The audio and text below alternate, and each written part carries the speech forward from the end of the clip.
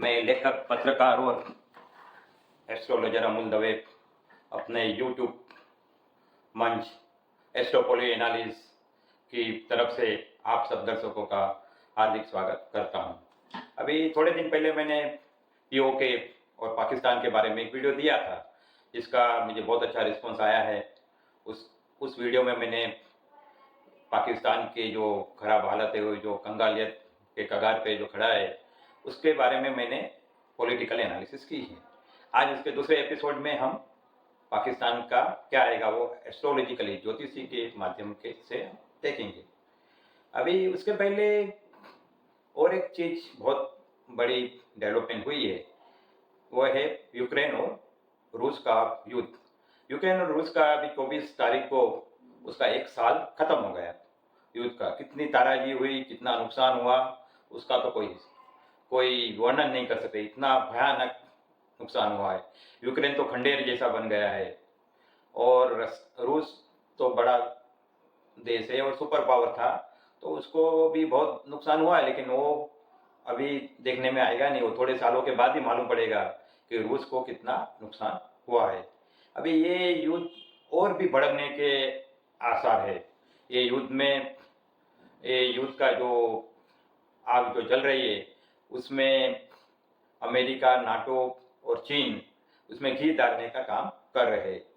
अभी थोड़े 2 दिन पहले अमेरिका के प्रमुख बाइडेन साहब वहाँ पे गुपचुप यूक्रेन की मुलाकात लेके आए और उन्होंने यूक्रेन के जो प्रमुख है जेलेंस्की, उनका मनोबल बढ़ाने की कोशिश की। दूसरी बाजू अभी तक अमेरिका चीन को डरा रहा है कि अगर तुमने रूस को कोई भी वेपन दिया, कोई भी घातक हथियार दिए, तो फिर हम तुम्हें देख लेगा, ऐसी धमकी अमेरिका चीन को दे रहा है। लेकिन चीन पे उसके कोई असर पड़ा नहीं है।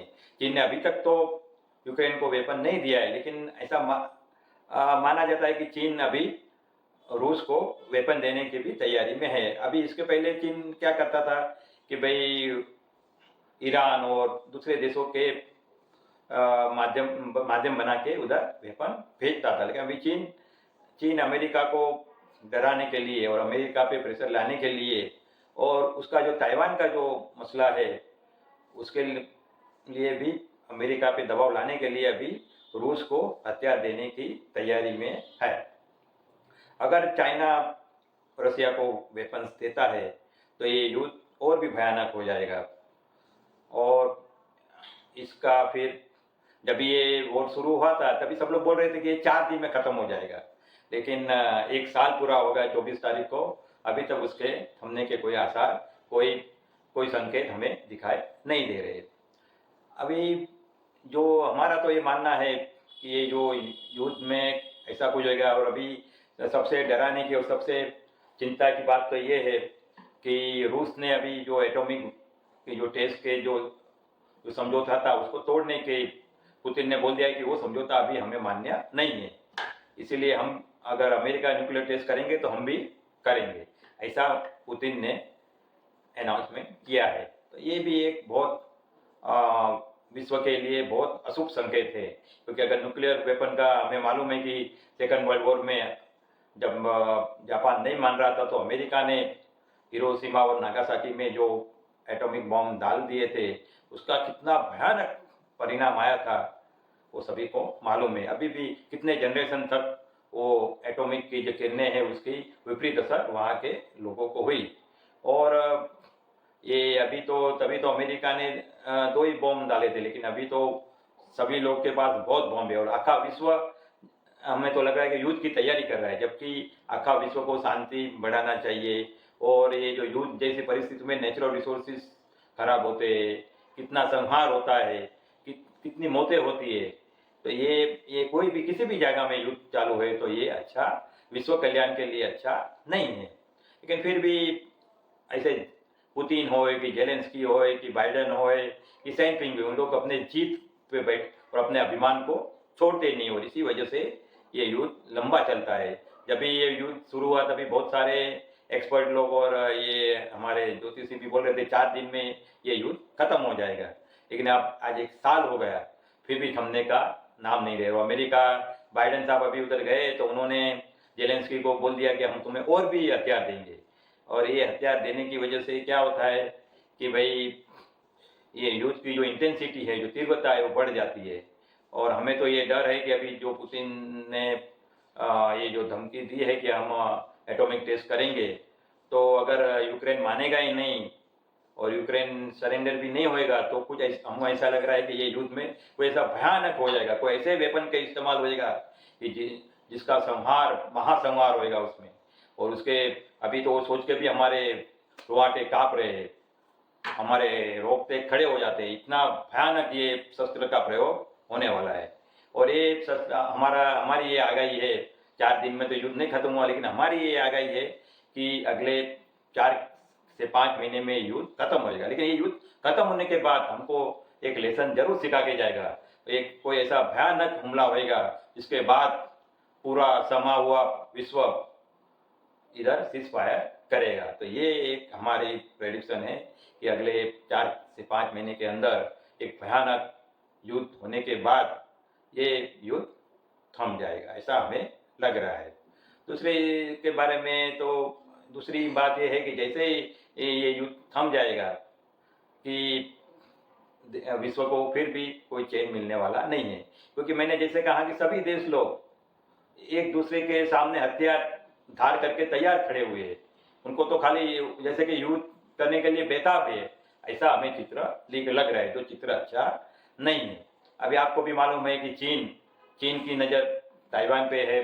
चीन बहुत टाइम कितने सारे फाइटर प्लेन उधर भेज के वहाँ के सरकार और वहाँ के लोग को घबराता है। और अमेरिका का ताइवान को सपोर्ट है। तो जब भी चाइना ताइवान में कोई भी साहस या तो दुस्साहस करने को जाएगा तो उसके परिणाम बहुत भयंकर आ सकते हैं। इसी प्रकार नॉर्थ कोरिया का जो सन्मुखत्यार है वो एकदम पागल और जिद्दी आदमी है और बार बार वो एटॉमिक टेस्ट कर, उसके पास ऐसे वेपन्स है जिससे वो अमेरिका में भी मिसाइल अटैक कर सकता है। तो उसकी वजह से जापान और साउथ कोरिया को भी बहुत बड़ा खतरा है।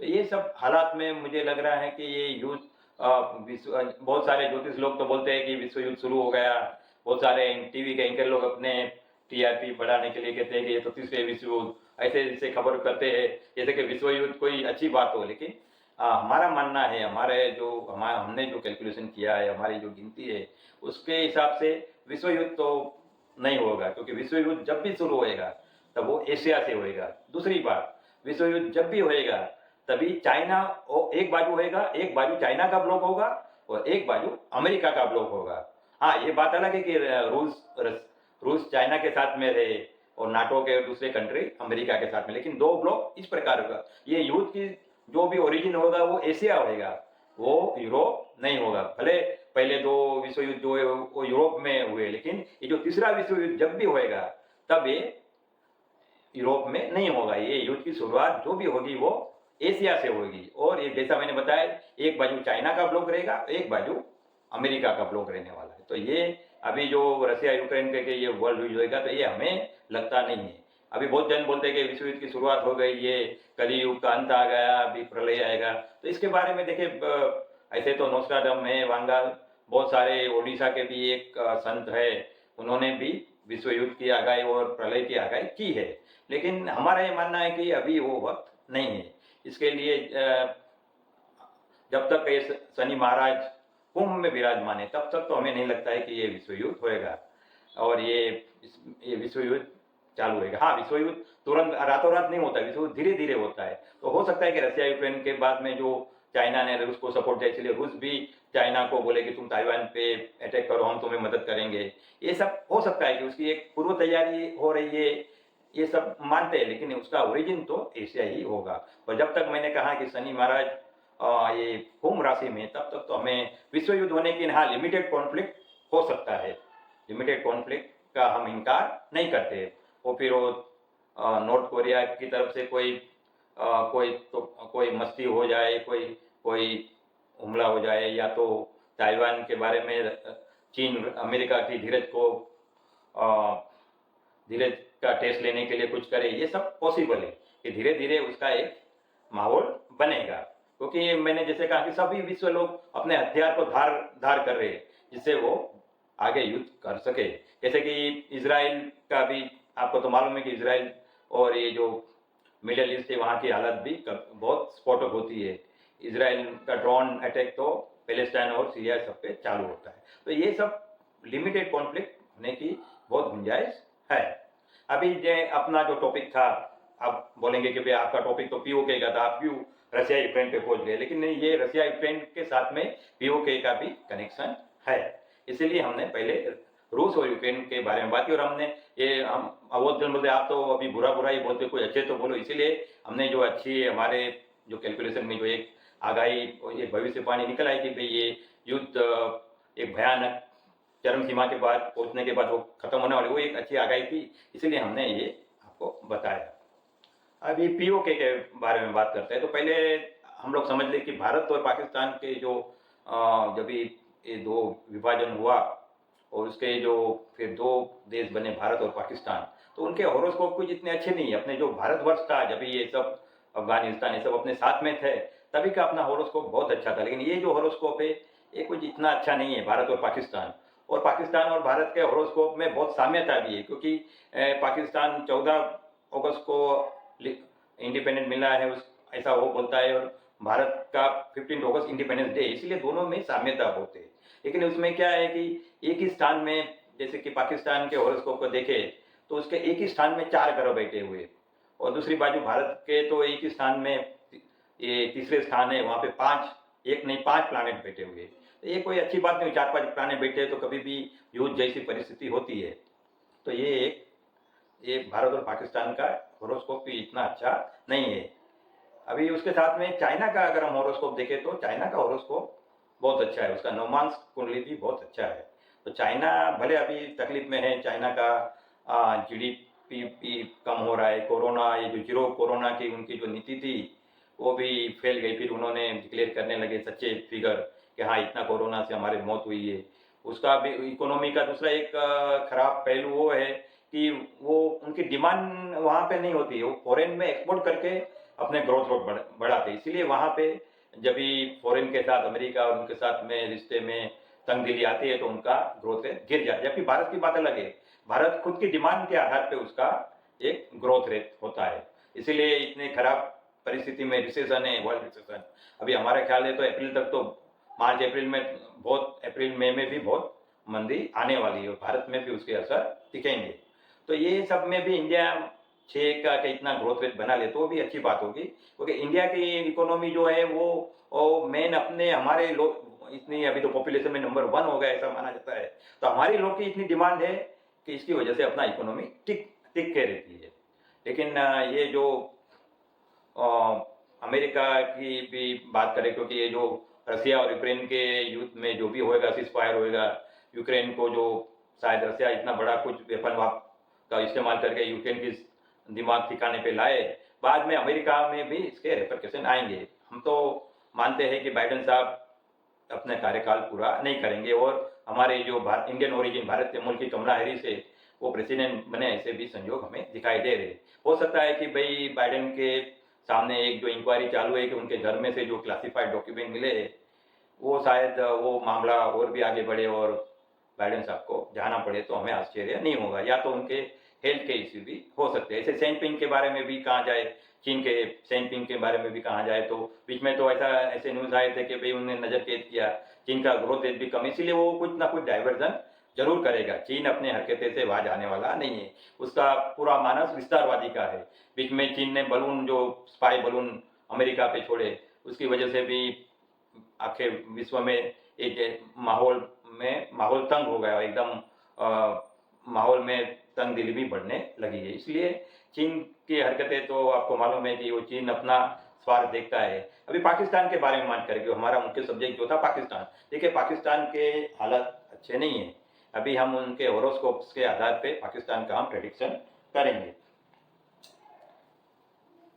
पाकिस्तान जैसे पहले हम बता दें कि भारत की जो हॉरोस्कोप है, भारत की वृषभ लग्न है, और पाकिस्तान जो है उसका एराइस एसेडेंट मतलब मेष का लगन है।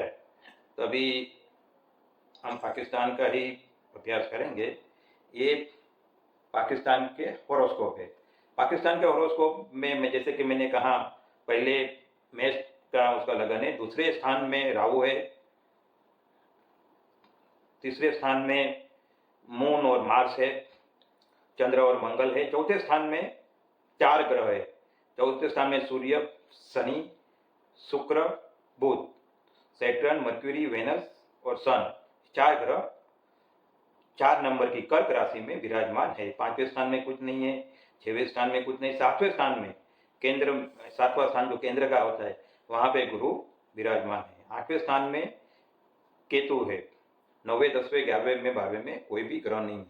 अभी उनका अगर हम ये देखें तो उनकी कौन सी दशा चालू है, और वेनस की दशा हम देख रहे हैं कि भाई केतु की दशा जो भी बहुत इतनी अच्छी नहीं थी, 26/12/2026 दिसंबर 2007 में खत्म हुई, और अभी 26/12/2027 तक इन पाकिस्तान को शुक्र की दशा है। और अगर एकदम उसके अंतरदशा की बात करें तो ये 26/10/2020 वहाँ से ये जो उनका शुक्र में गुरु की जो महादशा थी, गुरु के अंतर जो चल रहा था वो खत्म हो गया है। अभी 26 दिसंबर 2023 तक उनको ये शुक्र में शनि की दशा चालू है, और 26/12/2023 में ये शुक्र में शनि की दशा खत्म होगी, और 26/10/2026 तक शुक्र में बुध की दशा चालू रहने वाली है। अभी ये जो अंतरदशा है वो इनके लिए अच्छी नहीं है, क्योंकि शनि की अंतरदशा जब भी आती है, पहले जितने भी वॉर इंडिया के जो भी हुआ 62, 65 में जो भी हुआ वो शनि की महादशा चालू थी, और तभी जो वॉर हुआ था वो वॉर बहुत हार गए। ऐसे तो 3 वॉर इंडिया के साथ हुआ है, और कारगिल का एक छोटा सा वॉर गिने तो 4 हो गए, 4 में पाकिस्तान हार गया, पाकिस्तान को भारत ने शिकस्त दी है। तो ये जो वॉर होता है शनि की महादशा था, उसमें पाकिस्तान को हार का सामना करना पड़ा है। और अभी भी जैसा कि मैंने कहा शुक्र में शनि की महादशा चालू है। और दूसरी बात है कि शनि जब भी गोचर का शनि होता है, गोचर का शनि जब उनके लग्न स्थान मतलब 1 नंबर के स्थान जो उनका लग्न स्थान है मेष का, एराइस का, जब भी उसकी दृष्टि वहां पे पड़ती है तब पाकिस्तान के साथ युद्ध के हालात खड़े होते हैं, और पाकिस्तान को उसमें मार खानी पड़ती है। तो अभी भी अगर हम देखा जाए तो अभी 11वें स्थान में अभी कुंभ राशि में शनि है। जैसा ही 17 जनवरी से ये कुंभ राशि में शनि महाराज आए, तब से पाकिस्तान की को समय बहुत खराब शुरू हो गए, और शनि की अंतर्दशा भी चालू है। और ये 11वां स्थान में जो कुंभ में जो शनि महाराज जो बैठे, उनकी तीसरी नीच दृष्टि सीधे लग्न पे पड़ रही है। तो ये पाकिस्तान के लिए अच्छा नहीं है। पाकिस्तान का कोई पाकिस्तान के अंदर आंतर विद्रोह हो जाए, पाकिस्तान के अंदर जनता विद्रोह करे, ये सब सिविल वॉर, ये सब हालात हमें दिखाई देते हैं। और हमें भारत पीओके जीतेगा, भारत तो कभी युद्ध किसी से करता नहीं है पहले, और हमें तो ऐसा लग रहा है कि ये जो तालिबान वाले, पाकिस्तान तालिबान वाले हैं, और बलूचिस्तान, वहां से कोई बड़ी समस्या पाकिस्तान को खड़ी होने को हमें दिख रहा है। पाख्तून वाले जो है, जो अफगानिस्तान का जो आधा पार्ट पाकिस्तान में है, वहाँ के लोग, और अभी तालिबान और जो पाकिस्तान के रिश्ते, जो पाकिस्तान ने तालिबान को जन्म दिया है, लेकिन तालिबान अभी वो बेटा बाप को ही अभी डरा धमका रहा है। तो ये तालिबान की तरफ से पाकिस्तान को बहुत बड़ा खतरा हमें दिख रहा है। तालिबान उनके कई क्षेत्र ले भी ले तो हमें आश्चर्य नहीं होगा। अभी भारत पीओके जीतेगा, पीओके लोग भी भारत का समर्थन करते हैं कि हमें भारत के साथ जाना है, भारत की हालत अच्छी है, भारत में अमन और शांति है, समृद्धि है, तो हमें भारत के साथ जाना। लेकिन एक चीज है कि पाकिस्तान के जो ये शनि महाराज जो 11वें स्थान में बैठे, वो तो खराब, वो तो इतने अच्छे लाभ स्थान में बैठे हुए, लेकिन उसकी दृष्टि उधर हुई। लेकिन 11वां स्थान मित्र का भी होता है, और चीन ने, जैसे कि हमने आगे कहा था कि पीओके में बहुत बड़ा इन्वेस्टमेंट किया है, उनका जो इकोनॉमिक कॉरिडोर है वहां से ही पास हो रहा है। तो चीन कभी भी ये अलाउ नहीं करेगा कि भाई इंडिया पीओके ले ले, और उसके जो ये प्रोजेक्ट है, ऐसे भी ये प्रोजेक्ट में पैसा डालने के बाद चीन पछता रहा है, क्योंकि पाकिस्तान उसके जो लोन दिए उसका रिपेमेंट भी नहीं कर रहा है, और वहाँ पे टेररिज्म और ये इतने बहुत चीन को इसमें दिक्कत आ रही है। लेकिन जब तक पीओके में चीन का इंटरेस्ट है, और चीन जो अभी चीन की ताकत अमेरिका से भी समकक्ष पहुंचने लगी है, तो मेरा नहीं मानना है कि जब तक चीन का वहाँ पे, तब तक इंडिया पीओके में कोई, और भारत तो ऐसा ही कभी भी किसी दूसरे विस्तारवाद में मानता नहीं और वो पीओके में के लिए युद्ध नहीं करेगा। लेकिन जब तक चीन का इंटरेस्ट है तब तक भारत तो पीओके लेना बहुत मुश्किल दिख रहा है मुझे कि ये अभी तो पॉसिबल नहीं है। हाल के जो प्रवर्तमान संजोगों में भारत लगभग ये ले ऐसा हमें दिखाई नहीं दे रहा है, क्योंकि उसका मित्र जो है, मित्र से लाभ मिलने का जो एक संजोग खड़ा हुआ है। पहले के युद्ध में ठीक था, चीन इतना एक्टिव नहीं था, लेकिन अभी तो चीन 10% हिस्सा तो पाकिस्तान ने चीन को दे ही दिया है।